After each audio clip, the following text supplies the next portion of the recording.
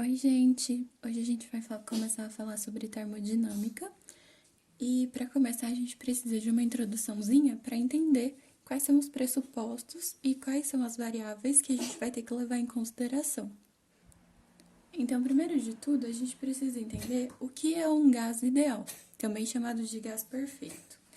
Ele vai ser um gás com moléculas que têm massa, mas o volume delas é desprezível perante o volume do recipiente onde elas se encontram. Então, o gás que a gente vai analisar vai estar dentro de um determinado recipiente.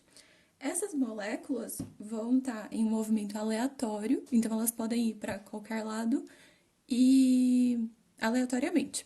E nesses movimentos elas vão estar em movimento retilíneo uniforme. Aí elas podem trombar entre elas ou com o recipiente. E essas colisões todas a gente vai considerar como sendo perfeitamente elásticas. É claro que essas coisas são simplificações que a gente tem que fazer para tentar analisar o nosso problema de um jeito um pouco mais viável, porque senão teria muita coisa para a gente analisar e acabar ficando complicado demais. Então, isso é um modelo teórico, é uma simplificação para a gente conseguir entender melhor o que está acontecendo, certo? Então, não é de fato o que acontece, porém, é suficiente para a gente entender os fenômenos que a gente quer por enquanto. Agora a gente vai fazer uma breve revisãozinha lá da química. Vocês precisam lembrar o que significa um mol. Lembram o que significa um mol? Então, a ideia é que um mol representa 6 vezes 10 elevado a 23 moléculas. Então, é 6 com 23 zerinhos na frente, aproximadamente, né? Moléculas de um determinado gás. E esse tanto de moléculas de qualquer gás, se ele tiver a temperatura de 0 graus Celsius e a pressão de 1 atm, ele vai ocupar um volume de 22,4 litros, certo? Independente do gás. E esse número de 6 vezes 10 elevado a 23 é o chamado número de Avogadro, certo? Como é que a gente vai determinar quantos mols tem do nosso gás, do gás que a gente está querendo analisar? Então, depende. Se a gente souber o número de moléculas, é só pegar esse número e dividir pela constante de Avogadro. Eu vou saber, por exemplo, se tiver 12 vezes 10 elevado a 23, eu sei que eu tenho 2 mols. Se tiver 30 vezes 10 elevado a 23, eu sei que eu tenho 5 mols. Ou a gente pode analisar isso pela massa, porque lá na química tem uma coisa que se chama massa molar, que basicamente diz quantos gramas tem cada mol, ou quantos quilogramas tem cada mol. Se eu souber a massa de gás que eu tenho e souber a massa molar daquele tipo de gás, eu também consigo descobrir o número de mols que eu estou trabalhando. Então, são essas duas opções. E para a gente conseguir descrever bem o que está acontecendo, a gente vai precisar considerar 3 variáveis de estado, ou seja, as 3 principais grandezas que a gente precisa determinar para descrever a situação do gás exatamente naquela situação que a gente está analisando. Então, qual é o estado em que ele se encontra? Um determinado estado é definido por uma pressão, um volume e uma temperatura. Mas para isso a gente tem que entender o que é pressão, o que é volume e o que é temperatura.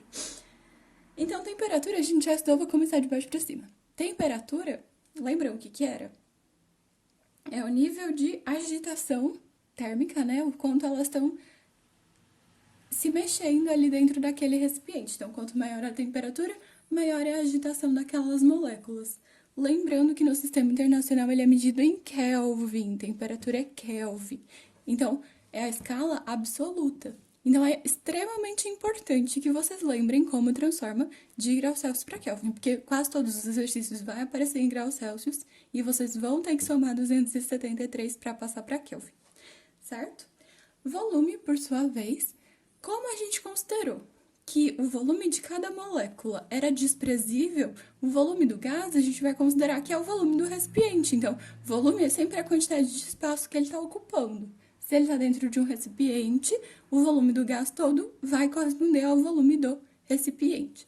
No Sistema Internacional em metro cúbico, às vezes vai aparecer em centímetro cúbico, às vezes vai aparecer em ml, às vezes tem várias opções de unidade de medida de volume que vai aparecer para vocês. Então, vocês têm que estar atentos às transformações. Então, eu coloquei aqui uma que normalmente todo mundo esquece, que 1 metro cúbico é igual a 1000 litros. Mas tem várias outras transformações, vocês podem abrir aí o vídeo de transformação de unidades, né, de unidades de medida, e dá uma lembradinha quem não estiver lembrando, certo? E a pressão vai ser relativa àqueles choques que as moléculas que estavam lá dentro do recipiente estavam tendo com as paredes do recipiente. Então, tem a ver com a força que as moléculas fazem no recipiente. Lembrando que pressão é força sobre área. Então, Newton por metro quadrado, que no sistema internacional é a mesma coisa que Pascal, certo? Para não confundir com o peso da força, a gente vai usar o P minúsculo para pressão e para não confundir com velocidade, a gente vai usar o V maiúsculo para volume. Então, P maiúsculo vai ser peso, minúsculo pressão. V maiúsculo vai ser volume e minúsculo velocidade, certo? E outra coisa que pode acontecer é aparecer a unidade de pressão em ATM. Então, vocês lembram, o sistema internacional é Newton por metro quadrado ou Pascal, que é a mesma coisa. Então, 1 ATM é igual a 10 a quinta Pascal. Mas essa transformação aqui, normalmente o exercício dá. Diferente dessas duas aqui. Normalmente o exercício não dá. E qual vai ser a relação entre aquelas variáveis que determinavam o estado de um gás? Então, aí entra a equação de Clapeyron, também chamada de equação dos gases perfeitos, que vai falar pra gente a relação entre aquelas grandezas todas. Então, a pressão vezes o volume é igual ao número de mols vezes uma constante, chamada constante universal dos gases perfeitos, vezes a temperatura. E o que pode acontecer aí? O valor dessa constante, o exercício vai dar para vocês. Então, vocês sempre vão ter que prestar atenção em qual é a unidade que essa constante vai estar. Percebam a diferença entre essas duas. A de baixo tá todo mundo no sistema internacional. Então, tá Joule, mol e Kelvin. Todo mundo no sistema internacional, isso significa o quê? Que a pressão, o volume, o N é mol, então tudo bem. A pressão, o volume e a temperatura precisam estar no sistema internacional. Então, Newton por metro quadrado, metro cúbico e Kelvin, certo? E se tiver na situação de cima? A situação de cima está deixando bem claro quais são as unidades. A pressão está em ATM e o volume está em litro. Então, sempre a equação toda vai ter que estar nas unidades combinando com a constante que você estiver usando. Tudo bem? E aí a gente pode imaginar. Então, vamos pensar que um recipiente com uma tampinha, a gente tem um gás, as bolinhas aqui dentro são as moléculas do gás, percebam que elas estão se mexendo, então tem aquele rastro de poeira atrás delas, eu tô querendo dizer que elas estão se mexendo. Vocês sabem que os meus desenhos são maravilhosos, então, só para vocês entenderem. Então, esse aqui eu chamei de estado zero. A situação é essa daqui. Eles têm um certo volume, uma certa pressão e uma certa temperatura. Chamei de P0, V0 e T0, certo? Vale a equação dos gases perfeitos para eles. Então, P0, V0 é igual a NRT0. Eu isolei o NR, aí eu chamei de N0, né, o número de mols, e aí isolei isso, passei o T dividindo, ficou essa equação para o estado zero. Aí, eles sofreram uma transformação, ou seja, o que aconteceu daqui para lá? Imaginem o seguinte, essas moléculas aqui estavam agitadas, certo? Então, elas iam trombando aqui nessa tampa. Sei lá, vamos chamar de tampa por enquanto. E aí, se essa tampa não tivesse presa, ela ia se mexer, no sentido que as moléculas estavam empurrando ela, então, para cima. E aí, acontece uma expansão. Então, o volume que as moléculas têm disponível aqui nesse estado 1, que é diferente do estado 0, é um volume maior. Então, elas têm um espaço maior para se mexer. Só que eu garanti que não mudasse o número de moléculas daqui para cá. Então, o número de mols continua exatamente o mesmo. Então, o N0 e o N1 são iguais. Só que aqui agora elas têm uma outra pressão, outro volume e uma outra temperatura. Então, eu posso escrever a equação dos gases perfeitos para esse estado 1. Então, eu vou ter P1V1 sobre T1 igual a N1 vezes R. Só que como o número de mols era igual e a constante é sempre a mesma, com certeza essas duas coisas são iguais. E aí a gente chega na lei geral dos gases perfeitos. P1V1 sobre T1 é igual a P0V0 sobre T0. Também conhecido como Pivot-Pivotó, só para ficar mais fácil de vocês lembrarem. Certo? Então, a ideia é essa. E a gente vai poder usar isso para qualquer transformação que tenha mantido constante o número de mols. Se não tiver sido mantido constante, a gente vai ter que colocar o número de mols na equação, porque aí a gente só ia poder igualar o R e não o N vezes R, certo? Então, o N ia estar aqui embaixo junto com o T. Então, ia ficar P1V1, N1, T1, P0V0, N0, T0. Tudo bem? E agora eu vou destacar 3 transformações que são as que aparecem principalmente: as isotérmicas, as isobáricas e as isocóricas, também chamadas de isométricas ou isovolumétricas. As daqui tem 3 nomes, qualquer um dos 3 pode aparecer para vocês. Cada uma dessas transformações vai ter uma especificidade. E aí, por isso, cada uma vai ter um nome diferente. Então, cada uma delas é homenagem a um determinado cientista, mas o que mais importa pra gente é o que significa cada uma dessas transformações. Então, a transformação isotérmica é aquela que tem iso significa igual, né? A mesma. Térmica, temperatura. Então, isotérmica é aquela transformação que mantém constante a temperatura. Então, na hora que a gente fosse fazer o pivot pivotal, a gente vai cortar a temperatura, já que ela é a mesma dos dois lados. Então, a gente vai ter um caso especial daquela lei geral dos gases perfeitos. E como é que isso vai aparecer?